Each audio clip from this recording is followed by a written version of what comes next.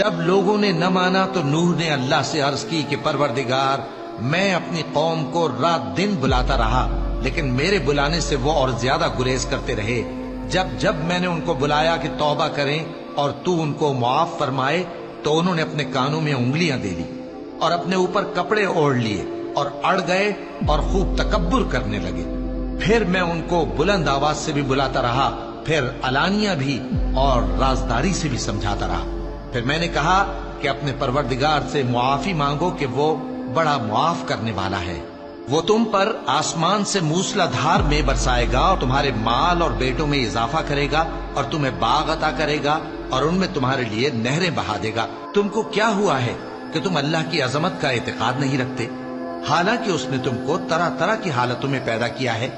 کیا تم نے نہیں دیکھا کہ اللہ نے 7 آسمان کیسے اوپر تلے بنائے ہیں اور چاند کو ان میں روشن بنایا ہے اور سورج کو چراغ بنا دیا ہے؟ اور اللہ ہی نے تم کو زمین سے ایک خاص طرح سے پیدا کیا ہے، پھر اسی میں تمہیں وہ لوٹا دے گا اور اسی سے تم کو نکال کھڑا کرے گا۔